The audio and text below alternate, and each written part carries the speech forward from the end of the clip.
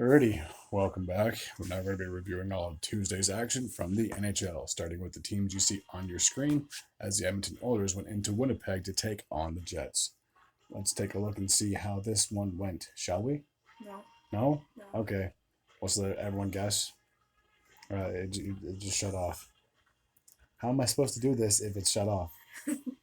Okay, so there's no scoring in the first. In the second period, Mason Appleton. would get his 14th goal of the year from Connor and Lowry. 4 minutes and 43 seconds in that second frame. Leon Draisaitl. Would get his 38th goal. of the season from Fogle and McDavid. and that goal happened with 9 minutes and 14 seconds to go on the clock. Or 8 minutes and 14 seconds to go on the clock. I can never tell backwards. With 6.5 minutes to go, Connor Brown. would get his Third goal. from Oklahoma and CC. There we go. And that goal happened with 6.5 minutes to go in the frame. So it's 2-1 in favor of the Oilers heading into the third. In the third period, Ryan Nugent Hopkins. would get his 17th goal. from McDavid. a power play goal, 6 minutes and 10 seconds into that third period. You'll live. Brandon Dillon. Would get his 8th goal. from Scheifele and Scheifele and Pionk. Pionk. 9 minutes and 40 seconds into that third period. A minute after that, Sean Monahan. would tie the game up, getting his 22nd goal. from Ellers and Pionk. Pionk, exactly. So the game would need overtime. A minute and 22 seconds in the overtime frame. Zach Hyman. Would get the game-winning goal, getting his 51. 51st 51st goal. of the season from. Nugent Hopkins. So 4-3 would be the final score in favor of the Oilers. They're sitting at 43, 23, and 4. And despite the loss, the Winnipeg Jets are 44, 22, and 6. They're still sitting third in that Central Division. And after the win, the Oilers are still sitting second in the Pacific. Alrighty. What's the next matchup? You fucking Here, you take that. My phone. There's a lot of moving around here. The New Jersey Devils would be taking on the Toronto Maple Leafs. Okay, sounds good. There you go. Thanks. In the first period, Tyler Bertuzzi. we get his 16th goal. from. Max Domi and Brody. Exactly, and that goal happened just a minute and 4 seconds in the opening frame. Luke Hughes would tie the game up, getting his 9th goal of the year from Bratton Heischer, 4 minutes and 25 seconds. Nico Heischer. Would get the Devils a 2-1 lead, getting his 24th goal. from. Jesper Bratt and Meyer. And that goal happened with just over 2 minutes remaining on the clock. So it was 2-1 for the Devils heading into the second. In the second period, William Nylander. would get his 40th. 40th goal of the season from. Timmins and Nice. Nice. Exactly. 3 minutes and 14 seconds in that second frame. Austin Matthews. Would get his 59th goal. of the season from. Labushkin. and Brody. And that goal happened 4 minutes and 51 seconds in the frame. So the Leafs had a 3-2 lead at that time. Timo Meyer would tie the game up, getting his 24th goal. from. Jesper Bratt and Nico Heischer. And that goal happened 5 minutes and 35 seconds in that same frame. Max William. Willman, I think, would get his 2nd goal. from. Lazar and Tierney. Yeah, and that goal happened with just under 7 minutes remaining in the period. So after 40 minutes of play, the Devils had a 4-3 lead. In the third, Jack Hughes. would get his 25th goal. from. Lazar. And that goal happened with 3 minutes and 13 seconds to go on the clock. And with just a minute and 9 seconds to go, Jack Hughes. would strike yet again, getting his second of the game and his 26th goal. from. Lazar and Smith. And that goal happened with just a minute and 9 seconds to go on the clock. 6-3 would be the final score in favor of the Devils. With that, they're 36, 33, and 4 on the outside looking in when it comes to the playoffs. And speaking of the playoffs, the Leafs are still sitting third in the Atlantic Division with a record of 40, 22, and 9. Alrighty, the next matchup, I believe, is between the Habs and the Avalanche.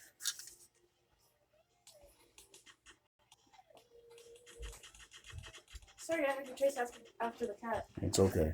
So the Habs and the Avalanche were the next teams to look at. So in the first, just 43 seconds in that first period, Nathan MacKinnon would strike, getting his 45th goal of the year from Rantanen and Taves. Nick Suzuki would tie the game up just 9 seconds after that, getting his 29th of the year from Slavkovsky and Savard. Yoel Armia would get the go-ahead goal with just over 5 minutes in that period. For Armia, that'd be his 12th of the year from Newhook and Caden Gooley. There's no scoring in the second or third, so 2-1 would be the final score in favor of the Habs. With that, they're 27, 32, and 12.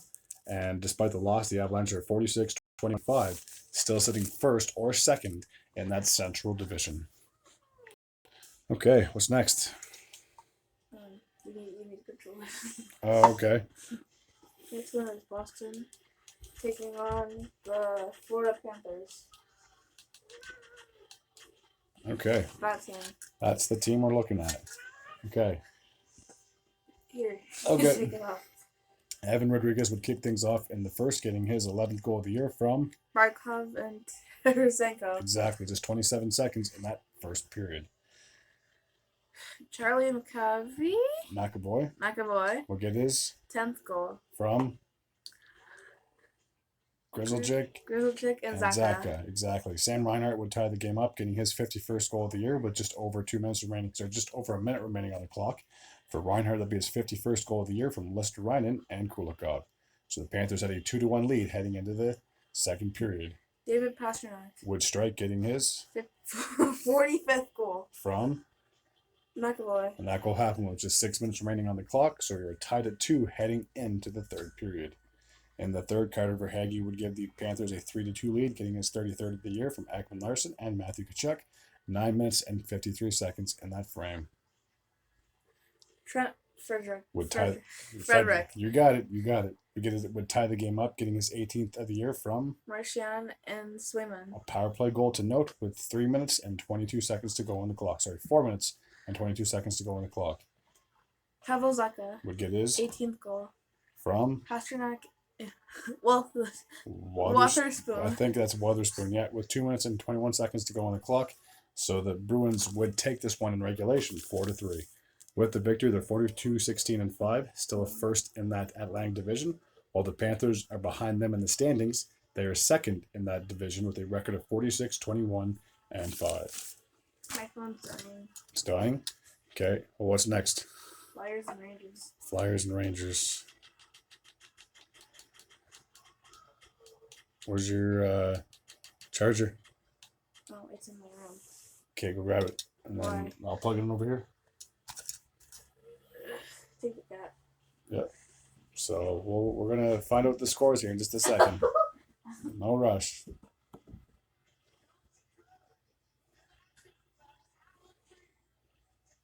While we're waiting, this is obviously the first and third team in the Metropolitan Division that were duking it out for 2 points. Here, I'll just plug it in. I'll plug it in. Here, no, just give it to me. Get back here. Sorry, I have to go check something after the time. That's fine.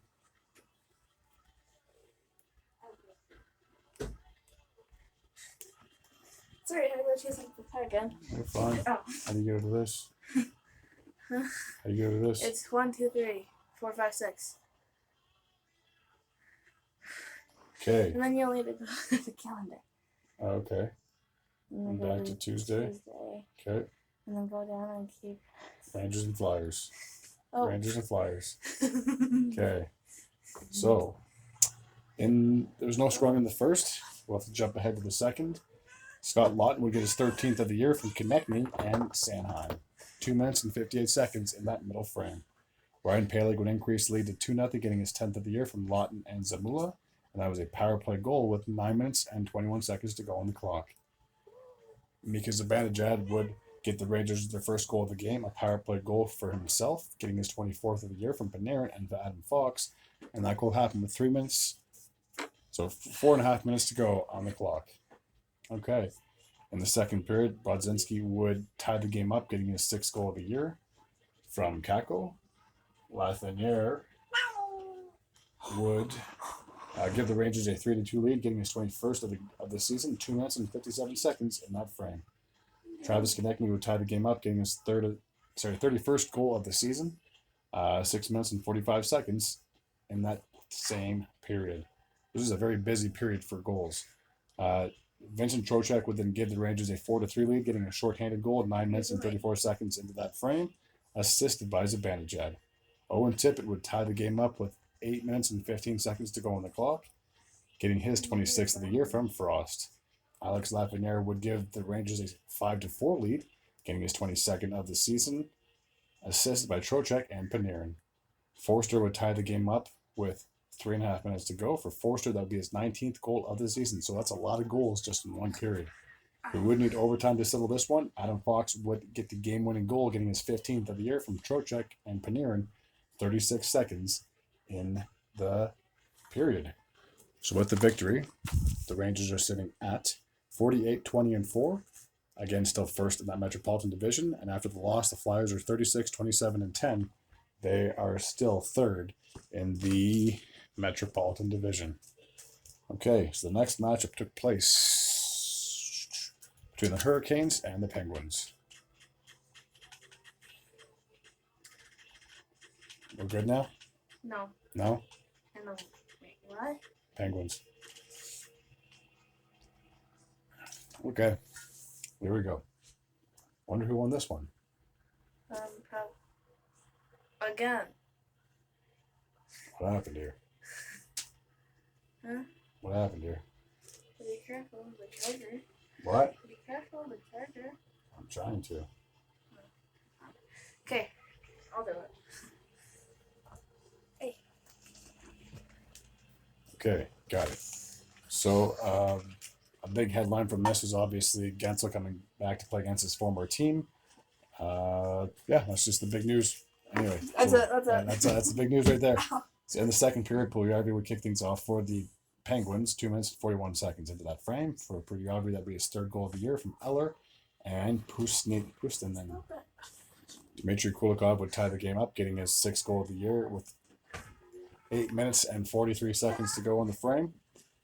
Brian Rust would give the Penguins a 2-1 lead with under 2 minutes to go in that period. For Rust, that'd be his 23rd goal of the year, assisted by Crosby. So the Penguins had a 2-1 lead heading into the third period. Drew O'Connor would strike with just under 2 minutes to go in the game, getting his 11th goal of the year, assist by Sidney Crosby. And then speaking of Crosby, he'd get on the goal scorer sheet himself, getting his 35th goal of the year, adding a very late goal, giving the Penguins a 4-1 win. So with that, the Penguins are sitting at 31-30-10. And despite the loss, the Hurricanes are 45-21-7. They're still sitting second in that Metropolitan Division. She's okay. Cool. Alrighty. The next matchup has the Red Wings as the away team and the Penguins as the home team. You okay? Who's the team? Capitals. Okay. I think to go over there. You good? No, You good? I just had to go chase the cat and was No, that's fine. Okay, here we go. Maybe this will help you. So there's no scoring in the first, so we have to go ahead to the second. There we go. Where Nick Dowd will kick things off, getting his 9th goal of the year, 2 minutes and 9 seconds in that second period. For Dowd, that'd be his 9th goal of the year, assisted by Jensen and Malistinen. Alex DeBrink would tie the game up, getting his 24th goal of the year from Petrie and Comfer, 4 minutes and 53 seconds into that frame. David Perron would get a late goal for the Red Wings, getting his 14th goal of the year from Comfer and Dylan Larkin. And that would be a power play goal with just 43 seconds to go in the period. So 2-1 for the Red Wings heading into the third.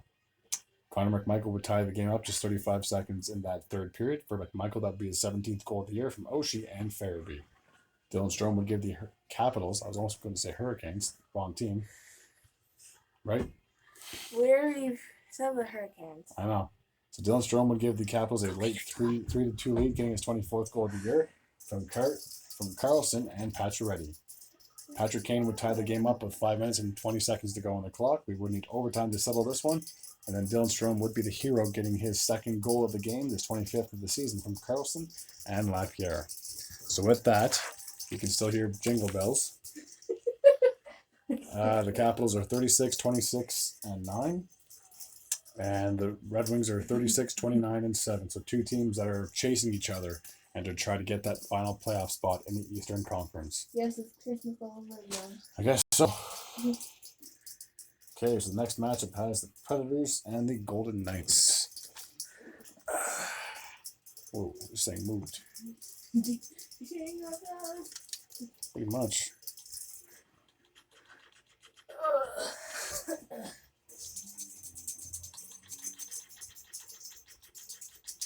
Yes, it's Christmas again. It's Vegas and yeah, I got it. This tablet keeps moving. Okay. Christmas all over again. This is nice. Exactly. Okay, so Vegas Golden Knights and the Nashville Predators. In the first period, Barbashev would kick things off for the Vegas Golden Knights, getting his 16th goal of the year from Eichel and Marchessault.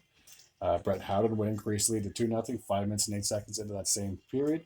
For Howden to be his 7th goal of the year from Mantha and Carlson. Shea Theodore would increase the lead to 3-0, getting his 5th goal of the year from Cotter and Stevenson. And that goal happened with 3 minutes and 17 seconds to go on the clock. So heading into the second period, the Golden Knights had a 3-0 lead. Mark Janikowski would finally get the Predators on the board late in that second period, I should say, with 5 minutes and 27 seconds remaining. For Janikowski, that would be his 5th goal of the year from Evangelista and Lausen. William Karlsson would increase the lead to 4-3 with 57 seconds to go. For Karlsson, that would be his 25th goal of the year from Hanifin and Mantha. O'Reilly would strike in the third period, cutting the deficit in half. For O'Reilly, that would be his 25th goal of the year from Nyquist, 5 minutes and 52 seconds in that third period. Philip Forsberg would score with 7 minutes and 43 seconds to go. For Forsberg, that would be his 40th goal of the season from Zucker and Janikowski. Nyquist would tie the game up with 7 minutes and 3 seconds to go on the clock. For Nyquist, that would be his 20th goal of the year from O'Reilly and Forsberg, a power play goal to note. We would need overtime to settle this one, and the captain, Rowan Josi, would complete the comeback, getting his 19th goal of the year from O'Reilly and Forsberg, just 40 seconds in to the overtime period. Never mind, that isn't Christmas anymore. Okay, so with the victory, the Nashville Predators are 43-25-4. They still have that wild card spot locked in for the number 1 spot in the Western Conference. And despite the loss, the Vegas Golden Knights are 39-25-8. They're, again, at that point, they could have been in a wild card position, or they could have bumped up to, I think they're still actually in the second wild card spot at that point. I'll say that. Okay. Next, we have Columbus and Arizona. That's a must-see TV right there. So Columbus, I guess I'll just do everything here. I need about 5. Columbus taking on Arizona Coyotes. Okay. Who do you think won this one? I don't know. Probably Columbus. Okay, I need you to figure this out. Scroll. Thank you.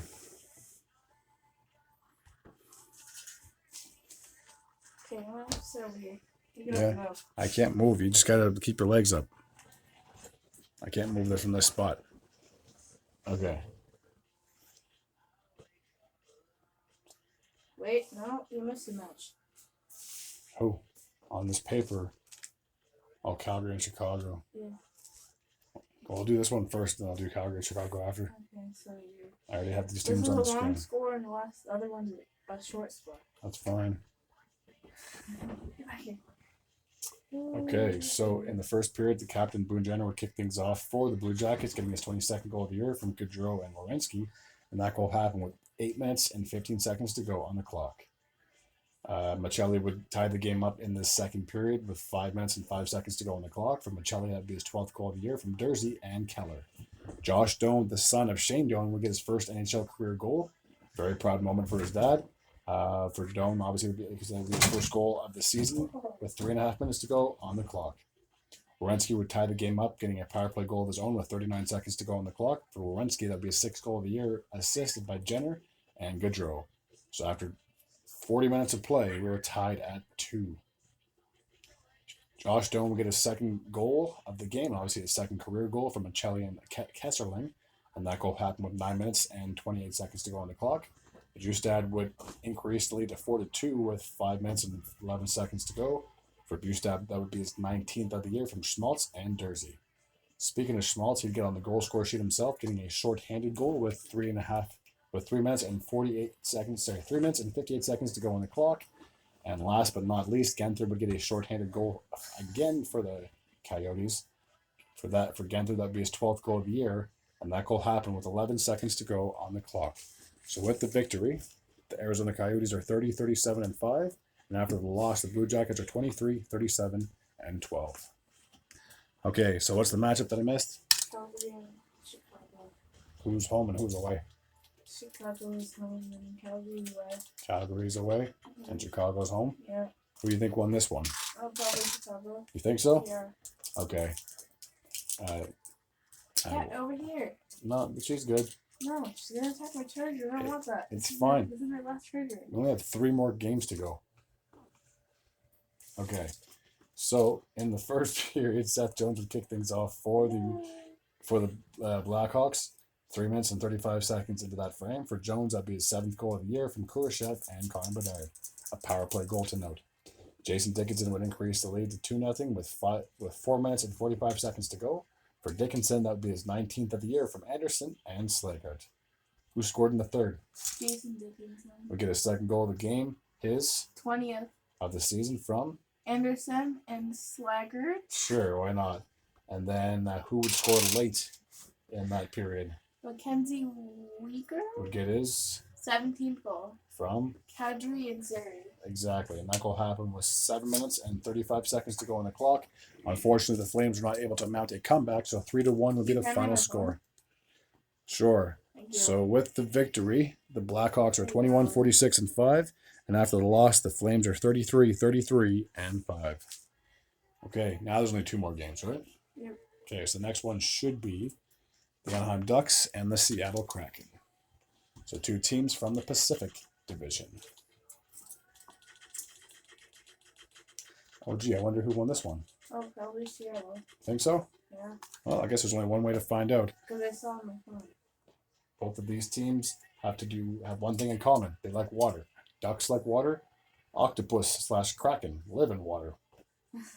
Alrighty, so Tolvanen would kick things off in the first period, getting his 16th. Fun fact of the day. Exactly, fun fact of the day.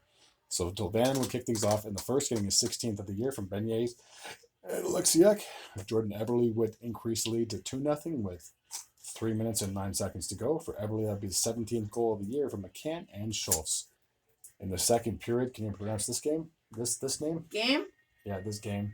Oliver Bjorkstrand. Exactly. Would get his 19th goal of the year, a power play goal. His 19th goal. From Tolvanen and Beiners. a power play goal. And then Matty Beiners. would increase lead to 4-0, getting his 11th goal. from Tolvanen. and that goal happened with 4 minutes and 5 seconds to go on the clock. So there's no scoring in the third. 4-0 would be the final score in favor of the Kraken. With that, they are 29, 29, and 13. And after the loss, the Ducks are 24, 44, and 4.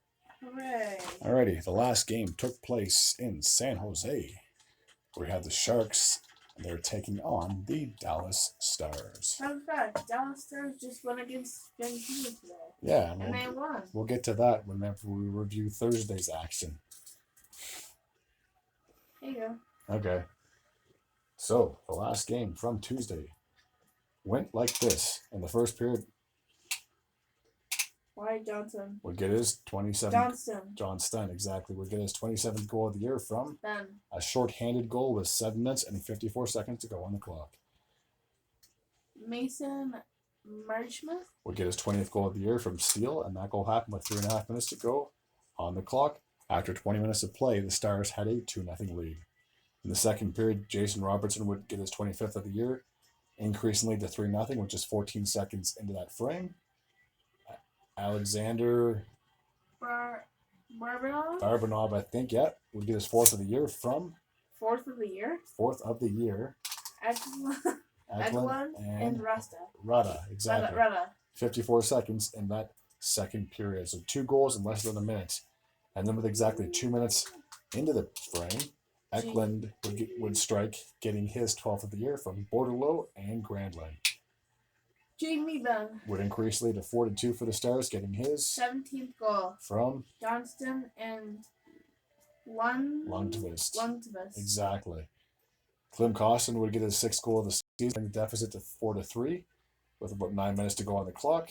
With 9 minutes on the clock killed, I should say. For Kostin, that'd be his 6th of the year from Grandland. And then Wyatt Johnston would strike yet again, getting his 28th of the year from Ben and Pavelski. After 40 minutes of play, the Stars had a 5-3 lead. In the third period, just the lone goal to report. Jason Robertson Would get his 26th goal from Heiskanen and Hintz. Hintz. Exactly. A power play goal with 8 minutes and 15 seconds to go on the clock. Alrighty, that takes care of this crazy recap. As always, if you're new to this channel and you like this type of content, hit the sub button. Why not? Got anything else you want to add? Okay. You're good? Yeah. Alrighty, until next time.